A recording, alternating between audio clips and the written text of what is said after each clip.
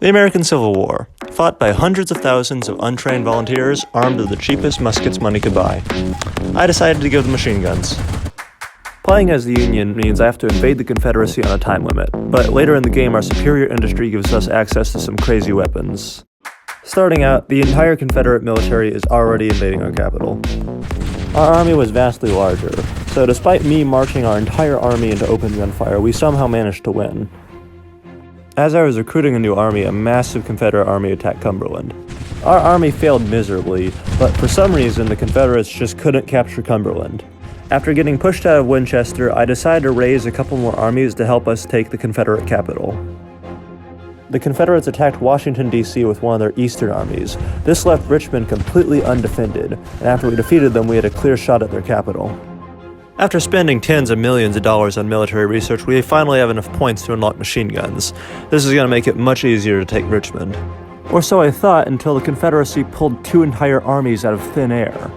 I set up our machine gunners on top of a hill. Having the high ground meant they couldn't overwhelm us until their reinforcements arrived. And speaking of reinforcements, my reserve army was spawn camping them. In response to our overwhelming firepower, our enemies decided to go to sleep. After crushing their armies, we quickly made our way to the Capitol. As Union armies stormed the Capitol, Jefferson Davis was seen fleeing on his mobility scooter.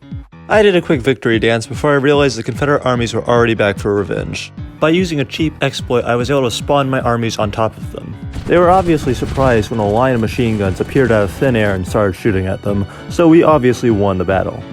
After such an embarrassing loss, the Confederate national morale was down to 65%. If it reaches 25%, they lose the war immediately. I continued pushing into Virginia, killing thousands of Confederate soldiers.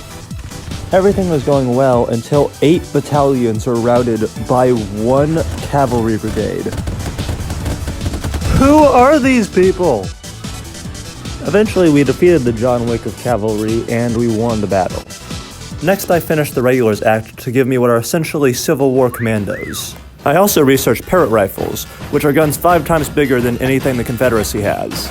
And I unlocked lever action rifles that fire more than 530% faster than normal muskets. Now this is where the fun begins.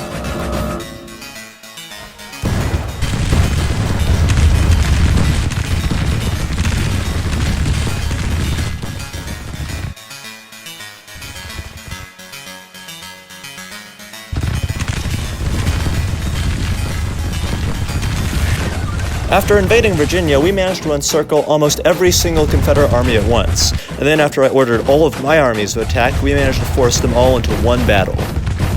We have literal machine guns, so we obviously won the battle, and routed the entire Confederate military. Now that we've conquered the entire Confederate capital state, we were able to form West Virginia along the way, but the game is bugged and still thinks Virginia's a Confederate state.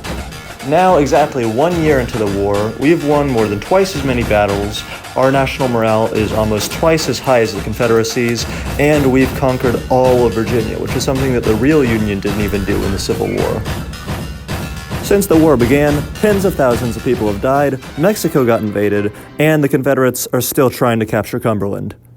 At this point, the Confederacy's already lost, so I'm going to call it here for today. I'd initially planned on making this a longer video, but due to storage reasons, I don't think my PC can handle much more footage in this game, so if you want to see a part 2, be sure to comment down below. If you enjoyed, be sure to like and subscribe, it really helps the channel, and I'll see you in the next video.